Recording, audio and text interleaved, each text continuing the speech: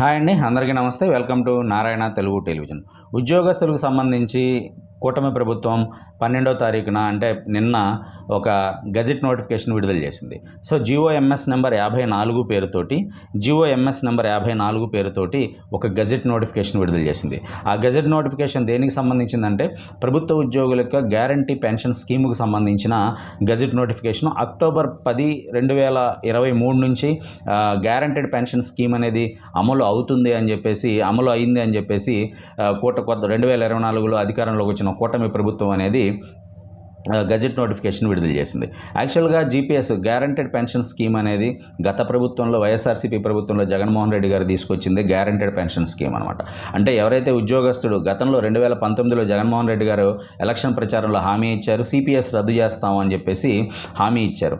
So అధికారంలోకి వచ్చిన తర్వాత సిపిఎస్ రద్దుకు సంబంధించి సాధ్యాసాధ్యాలు పరిశీలించి సిపిఎస్ రద్దు చేయడం కష్టం, ఓల్డ్ పెన్షన్ విధానం అనేది పెట్టడం కష్టం అని చెప్పేసి దాని స్థానంలో గ్యారంటీడ్ పెన్షన్ స్కీమ్ అని చెప్పేసి ఈ విధానాన్ని తీసుకొచ్చారు. సో దానిలో భాగంగా ఏంటంటే ఎవరైతే ఉద్యోగస్తుడు రిటైర్ అవుతారో రిటైర్ అయ్యే సంవత్సరంలో చివరి నెలలో అతను తీసుకునే జీతంలో 50% అనేది గ్యారంటీ పెన్షన్ కింద ఇవ్వాలి అని చెప్పేసి ప్రధానంగా ఈ చట్టాన్ని గ్యారంటీడ్ పెన్షన్ స్కీమ్ చట్టాన్ని తీసుకురావడం జరిగింది. సో ప్రధానంగా అప్పుడు ఫైనాన్స్ సెక్రటరీగా ఉన్నటువంటి రావంత్ గారు ఈ జీవోని విడుదల చేశారు.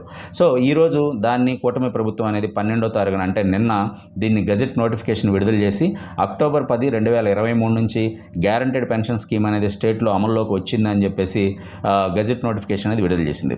సో దీని మీద అనేక ఉద్యోగ సంఘాలు, ఉపాధ్యాయ సంఘాలు కూడా ఆందోళనలో ఉన్నాయి. ఎందుకంటే గతంలో కూటమి ప్రభుత్వం కూడా ఎన్నికల ప్రచారంలో ఏం చెప్పిందంటే అటు సిపిఎస్ ఇటు జీపీఎస్ రెండింటిని కూడా చూసి ఒక మంచి పద్ధతిని మంచి విధానాన్ని ఫాలో అవుతామని చెప్పి ఎన్నికల హామీల్లో మేనిఫెస్టోలో కూడా కూటమి పెట్టడం జరిగింది.